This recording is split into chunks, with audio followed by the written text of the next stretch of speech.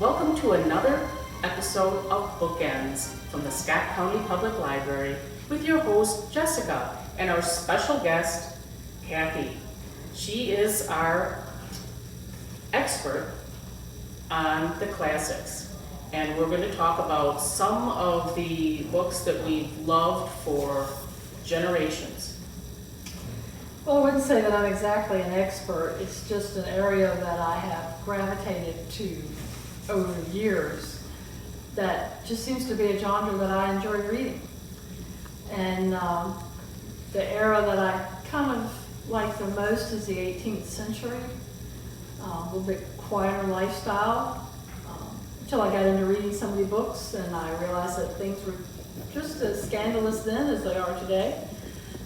But there's several reasons why I like to read that era, and I particularly center around authors who write in the time periods that they lived versus an author who is in the 1920s who's writing about an event that happened in 1820. They're not there, they didn't actually see it, they can't really do the description as well as an author who's actually there in the present at the time. And I find that they are more thought-provoking and that the language is more descriptive and has a much better dialogue to it than what modern-day authors have. A lot of readers may not realize that the modern-day author that is out there on the shelf right now, the popular selling ones, are really geared towards those that are in the 8th, 9th, and 10th grade reading levels. And it always amazes me when people come into the library and they want something that's of a certain reading level for their junior or senior in high school. And when I mention the classics, they just glaze over. And I'm like, but that's where your language skills come from. That's where your sentence structuring comes from. So I always try to kind of guide people towards reading some of these overlooked authors to try to get a little bit better vocabulary education for their children and themselves as well. A lot of the authors during that time frame, the women authors did not write under their own names, and there were various reasons for that. Some of it had to do with British law. Women were not really encouraged or could enter into contracts, or the way that the marriage acts were set up, it was that the man controlled all the property rights, all the incomes and everything from the woman. So a lot of times women would write under the names of men and would kind of hide the money away a little bit so that they'd have their own money. Some of them chose to do it for privacy reasons, because women weren't supposed to write about anything other than genteel, feminine, household type things. And when they are writing about love affairs and scandals and disappointments in marriages and stuff, then that was unseemly. So a lot of them wanted to keep their names anonymous at that time. And by the time of the 1870s, laws about women's rights and the women's rights movement in England were taking place, and that began to loosen up. You start to see women in the late 1850s, early 1860s, starting to come out into their own and penning their own name to these books that are a little bit, I should say, well-rounded. And so you can see that transition from the early 1800s to the later 1800s of the writing styles. So Kathy, who are some of your favorite authors, and why do you enjoy reading them? Well, I have some male authors in there. They're not all female. One of my very favorites is Anthony Trollope. And the one that I like the best is available in ebook, or you can do the video. Most of these books today have been put into film adaptation, but it's called The Way We Live Now. And Anthony Trollope had visited the U.S. and for several years and had gone back to England and was so disappointed in the disarray of the financial scandals that had taken place during Europe at that time. And it was the rise of the the railroad barons, which he had seen take place here in the States. And he was so disappointed in what he saw taking place in England that he sat down and wrote The Way We Live Now. And it is so rich with subplots that are so well planned and easy to follow throughout the course of the book and maintain. His characters are engaging. He has some very funny, witty scenes in the book. And one of the things that I enjoy the most about it is that the two real rogues in the book, the two men, really get it in the end. He really nails them, and it's quite funny. But it also gives you a little bit more of an insight into how the American theme is kind of beginning to come over into England now, the influences of the industrialization and the railroad barons, which will then probably lead me into Edith Wharton. Fascinating. Don't mind. Yeah. Let's see, where's the one, do we have the Buccaneers? We have the Buccaneers. Here we She's go. right there. Edith Wharton was an American author, and she wrote several books that everyone will know, The Age of Innocence, The House of Mirth, and The Buccaneers. Buccaneers was the last book that she wrote. She did not finish it. It was taken up in later years by another author who finished it in a way that a lot of literary scholars are not quite sure that that's the way Edith would have finished the book. But The Buccaneers is about the same theme of American influence into England. These were rich young women from high society families. They were the nouveau rich American families, Boston, New York, Chicago. They didn't have the landed gentry titles that Americans were still kind of longing for during this Gilded Age era. But they were impossibly wealthy. But they were extremely wealthy. You have to realize this was before Social Security and all those things took place, so there wasn't any paying of taxes and Social Security and stuff to the government at that time. So what happened is in England, the wealth was declining severely because of the industrial age.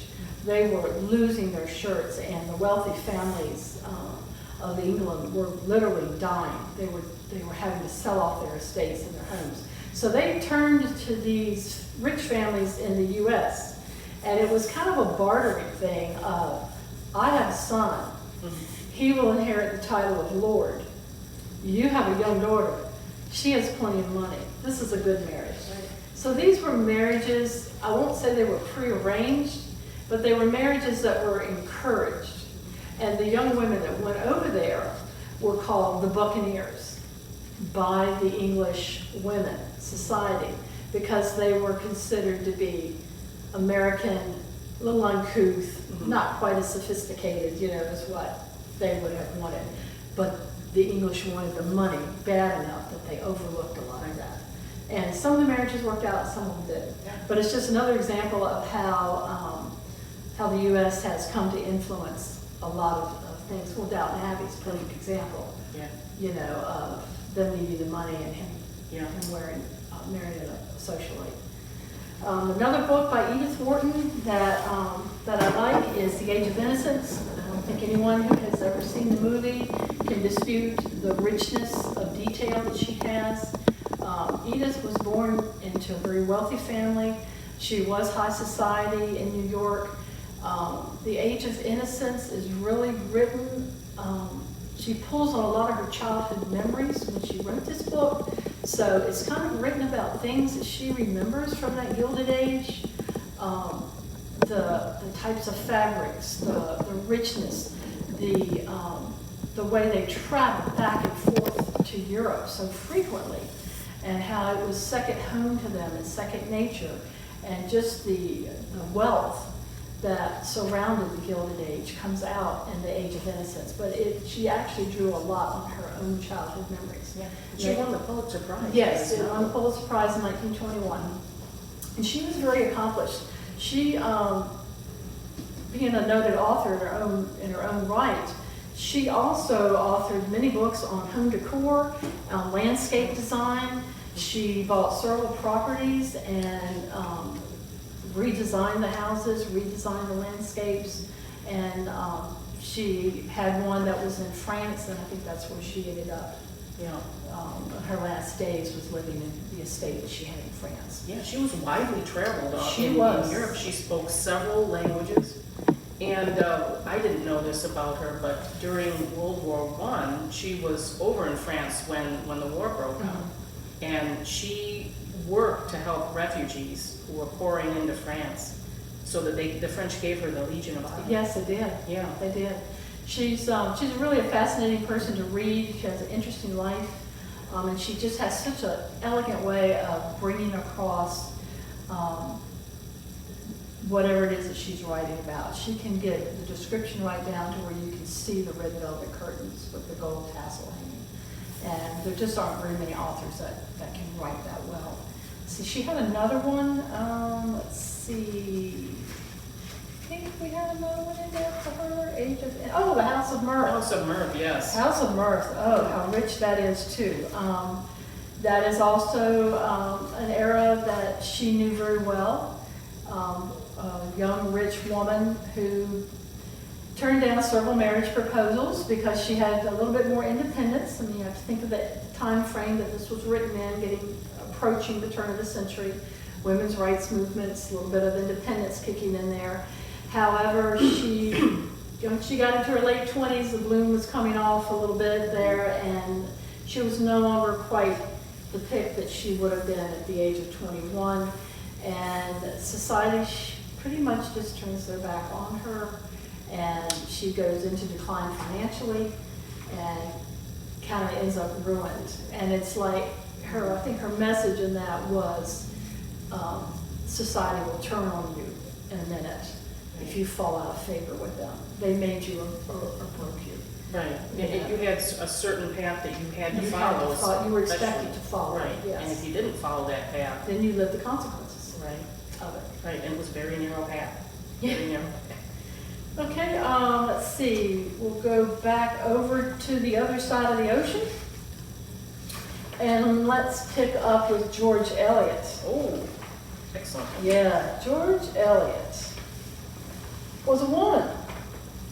And she was also known as Marianne Evans.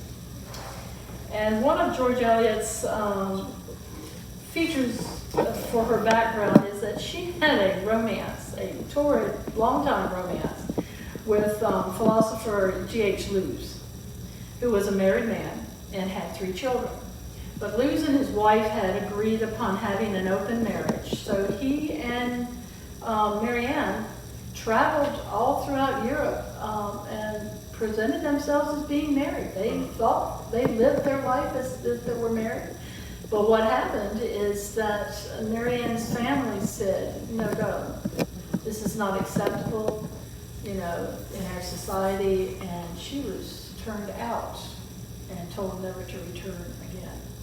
So that's another thing of women coming into their own independence, going their own way, but yet you have to live the consequences that society kind of puts on you. Right. She wrote quite a few novels. She wrote The Mill on Floss, Silas Marner, Felix Holt, and of course Daniel Derona. If any of you have ever read that has some real good messages in there. It dealt with the Jewish proto-Zionist ideas and movements of the time. But her best novel by far is Middlemarch, and it has always been considered the definitive piece of work on describing the provincial village, English village of that time. It is a very thick book. It is a hard book to get into. I will confess, it took me 3 times to get into that book because I did not like the female character. I won't get into too much of the plot and the characters, but I know she wrote her that way because as she progresses through the book, you can see the changes. But I can tell you the first 100 to 150 pages were a struggle to get through because I just did not like that character. But everything that I read, everybody kept saying, Middlemarch is the book. Middlemarch is the greatest book. So I just made my mind up that, okay, I'm going to get past this and I'm going to see what this book is about. At the end of the book, I have to say, it's probably one of the greatest English novels that was ever written. And I'm glad that I did get through it. Because it gives such an in-depth perspective of English life during that time frame. It was actually, of course, she was born 1819 to 1880. But the book itself, I think, takes place about the 1830s, if I'm not mistaken. I have to refer to my notes here. Yeah, about 1829, 1832 is kind of the setting of the book. But what is so interesting, once you get past that character that I didn't care for, is that it really discusses marriages. There's a few common things that go through this book. One is the disillusion of marriage.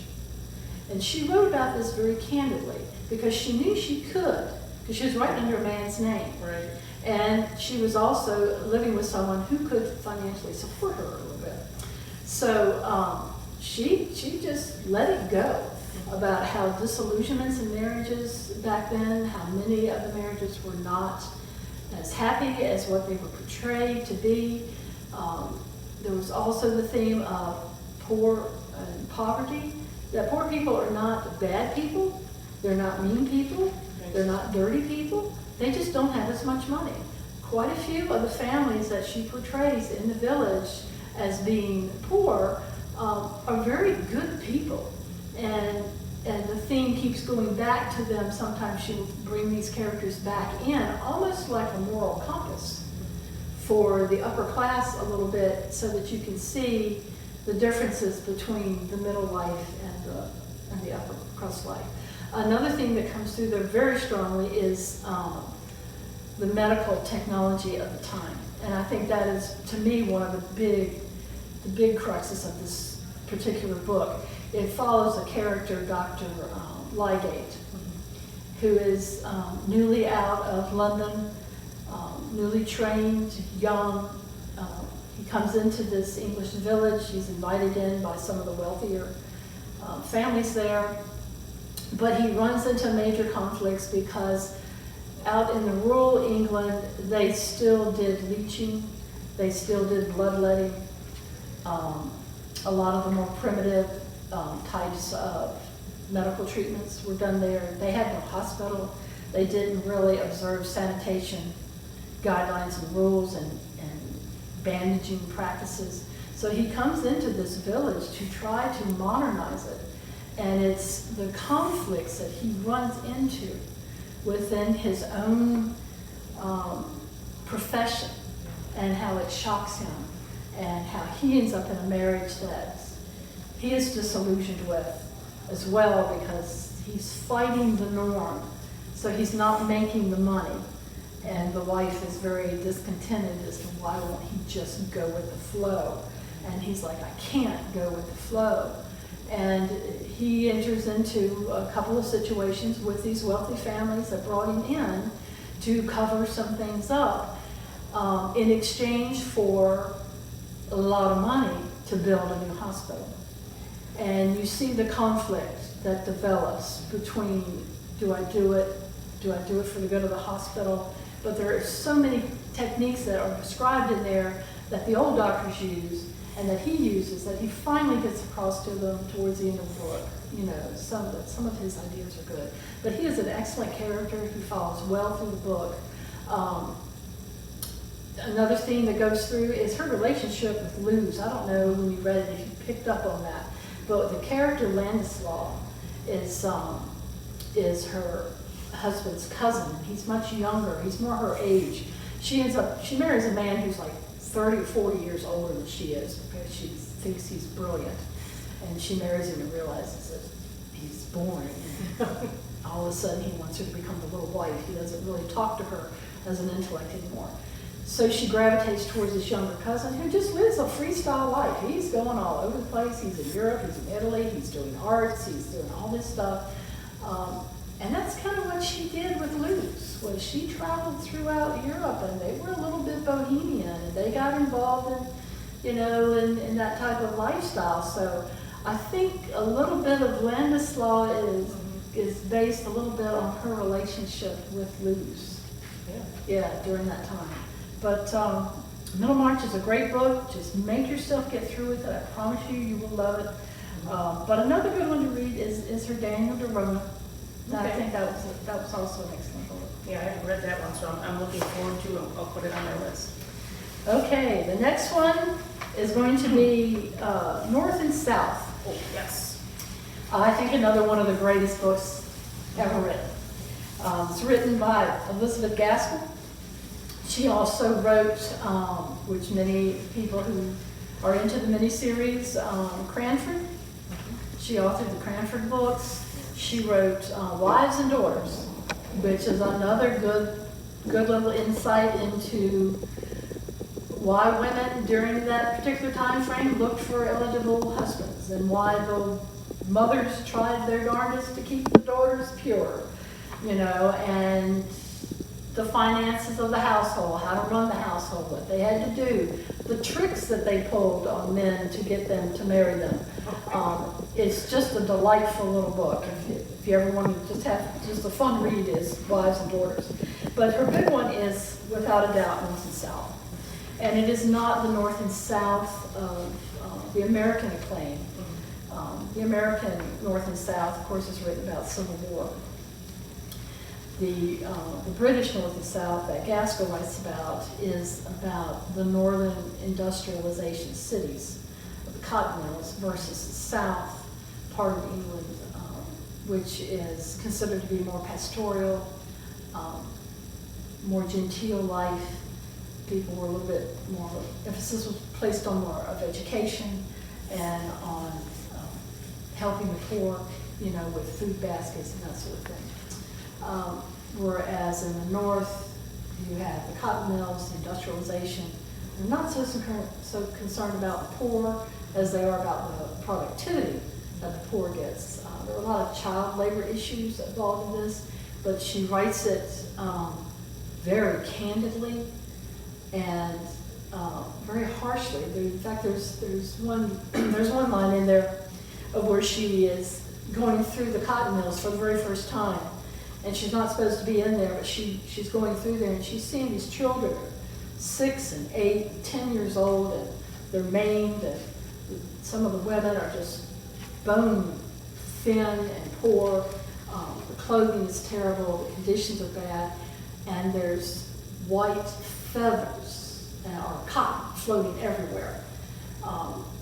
And it looks, in your mind you're thinking, oh gosh, all this white, because she talks about it being fluff, and then she says, I have seen hell, and hell is white. Wow. And I thought, oh my gosh, how strong that is. But so she has some very, very strong points in her writing. She deals a lot with the labor issues of that time. The cotton mills owners were kind of fighting industrialization techniques at that time that were being developed in France and Germany and Italy. But they were also facing an influx of American cotton. The American cotton had hit the scene as a product of what the Civil War was fighting over. So you can see how it all kind of plays in. And the cotton market plummeted as a result of this. And these mercantiles were just desperate to get any contract. And they were trying to make the workers understand, we're going to lose these contracts. I have to lower the money. I have to pay you less money. The laborers were saying, no, you're not. We're going to strike. And that's where the conflict really comes up. And it got very violent, during these industrialization periods and during these mills. But you can see how the finances really start to take into play and control people's lives. She, being from the South, that had moved into this industrial town, she goes out to the poor, she takes the baskets out, she doesn't understand why they don't welcome her, because they're so distrustful of any type of handout, because handouts always came with an attachment. But it's an excellent book to read. I prefer reading it, but if you feel like you have, you prefer, it's an excellent version of the book, I think. It follows it very closely. It's a DVD. Mhm. And you see the customs. The North is a little more forward in their customs. The South is a little bit more genteel. And you know, how she reacts the first time he reaches out to shake her hand. Because in the North, it was appropriate to shake hands with the lady. Where she came from, you didn't touch a woman's hand unless it was offered to you. And how she pulled back on it. So there's just a lot of little subtleties that come through in that. Have you read the book? I have not read the book yet, so this is definitely on my list too. Yeah, it is an awesome book. Mhm. She's a strong female protagonist. She's a good character model.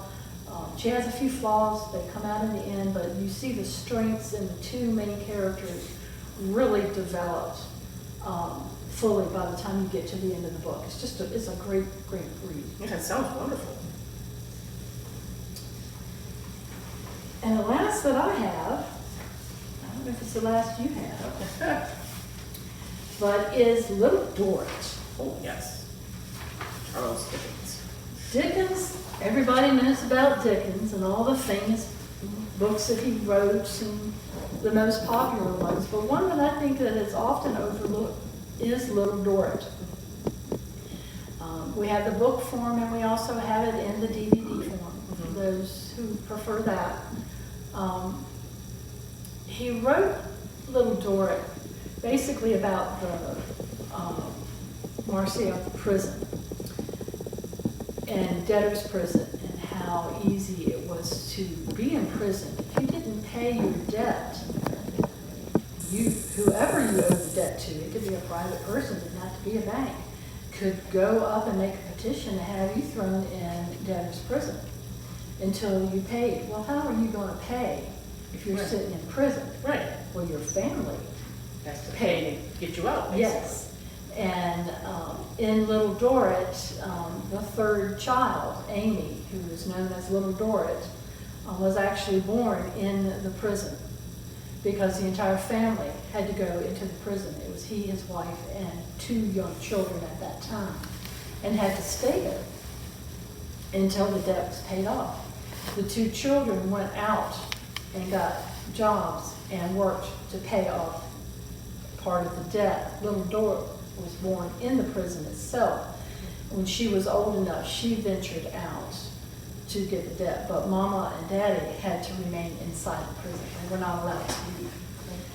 It wasn't revealed until after Dickens' death that what really drove him to write Little Dorrit is his father was in this exact same prison, serving the debtor's prison sentence, and how it affected him so deeply. Right. But he never talked about it. He never disclosed it because he was ashamed of it. It was certainly not something to be proud of. Right. But they do an excellent job writing about the conditions of the prison, the structure of it, of how people were able to come and go freely, but yet the person who actually owed it had to stay inside the walls. Parts of the prison are still there, that you can go and see and visit as a tourist. But it also, has themes running through it of the bureaucracy, and he satires the bureaucracy of the English establishment in this particular novel very well. I think see if he calls it the circumlocution office, which was basically where things went to die. And there's a wonderful scene in where he describes this office of steps that you go up and up and up, and all these people, and they tell you to go here and to go there, and you end up in a room that's got maybe 10,000 records, and they're like, it's in there. Yeah, and then they're not even probably organized in any way. Nothing. It was where things went to die.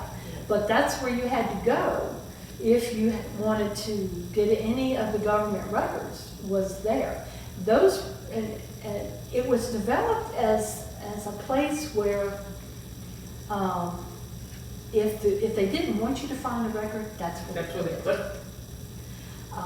You know, the wealthier families, the higher society, you know, the real important things, the financial records and bankings and stuff, they knew where to find those. They had those in different offices.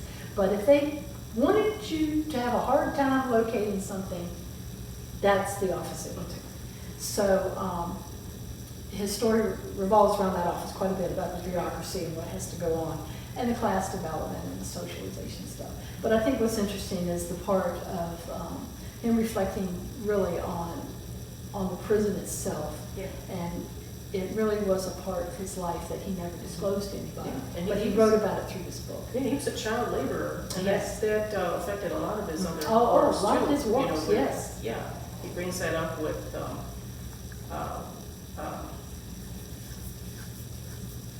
his Christmas one. What was it? Oh, and Oliver Twist. Yes, Oliver Twist. You know, all of them had some type of that workhouse, poorhouse relationship that was so prevalent in these more industrialized cities, you know, that you found in England at that time, and they were harsh. Yeah. I mean, they did not care if the child got named. You know, it was a job, it was a work to do, and you got paid for what you did, and then you went back to the prison at night. Yeah, that's very sad. But a lot of these books, having been written, helped change those things about society. They did. Especially in the late 1800s, you began to see more and more things come out, you know, especially for women's rights. That changed things dramatically, from literature to discussions on marriage, what was her property, what was his property, even right into the divorce settlements were all changed and things were evened out a little bit more. So it did. It had a huge impact. But I think it's the literature that drove a lot of the conversation, because these were things that people would not talk about. Right. Within that, women Yes. were not allowed to talk about. Men talked about it Yeah. in the smoking parlor rooms all the time. About You could discuss a novel. yes, yes. So, yes. Yeah, and that's what makes it so, to me, so interesting, is that this is what fueled a lot of these conversations. Mhm. This didn't necessarily, well, it may be fiction in a way of them developing the story. The situations and the circumstances were very real Yeah. at that time. They were not just imagined. Right. So these people were writing about things that had happened or were happening in their lifetimes, and so they had all of the information firsthand. Yeah. And Which is very different when you look at books that were written in the era of Jane Austen and the Brontes. They didn't have that luxury. Well, they could still write under men's names or as anonymous. Right. They had to have a male representative enter into the contract for them. Because if their identity became known, that they wrote a book about an unhappy marriage that was between the church pastor and his wife, I mean, that was unacceptable. Everything was supposed to be written about was supposed to be good and golden and great. So they were kind of limited, but as we move over into the 19th century, the women become a little more outspoken.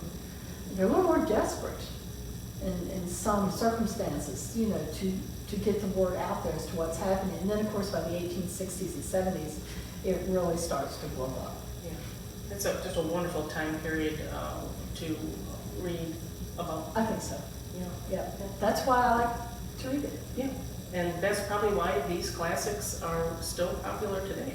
And it really is disheartening that they're so overlooked, because there's so much in there that you could learn from firsthand on how it was.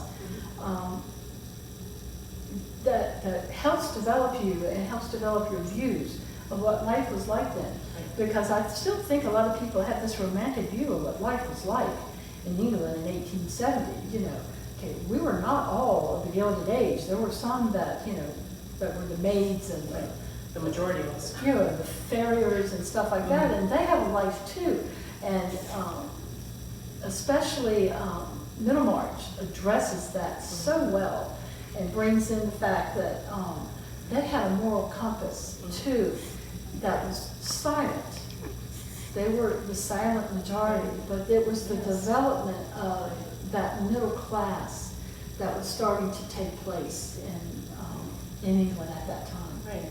Because most of all of these authors came from upper Yes, echelons of society Yes. because they were the only people that had the luxury of being able to sit there and write it out. right. And when you write, and you listen to the language or you speak the language when you're reading the books, I like to sometimes speak it out loud. You realize these are very educated people. I mean, I keep my phone by me all the time when I'm reading a book like this because I always come across a word I have no idea what it means because it's become obscure. Right. Because we use so much slang in our language today, we don't use proper English. And I'll just Google the word, and see what it means and then, how it takes place in the context of the book because they just wrote so beautifully. They did. And They did. yes, and they didn't have to use cuss words. They didn't have to use so much of the slang and stuff. They used good, proper English, and they were able to get it across. Right, and they had great senses of humor too. Oh. My favorite book, Yes.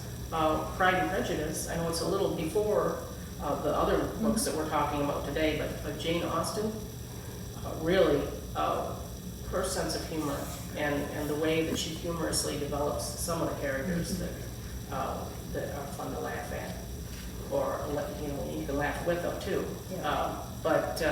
Yeah, I just love them. Because in that particular book, the way she treats the marriage between the vicar and his wife, she never talks about it in a negative way. Right.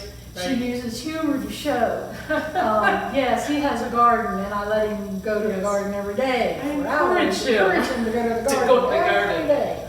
So Yes. that kind of leads into that little bit of poking fun Mm. at that without really coming out and saying Right. what a disaster this was. Yes, quite a genteel way of putting it. Yeah. But yes, all of these books are available here at the Scott County Public Library, and you can get them on Hoopla or Overdrive as well. Yeah. And if you can't get a copy of the book, we have many of these already in DVDs if you would prefer to do that. Yes, DVDs. Highly recommend this one. Absolutely. Yeah, we've got the vast majority of these, we have DVDs on. And we So, do have Middlemarch. we have Middlemarch, yes. And of course, Pride and Prejudice. So, I urge you to use our library resources and check these authors out for yourself. Until next time, we'll see you again on Bookends.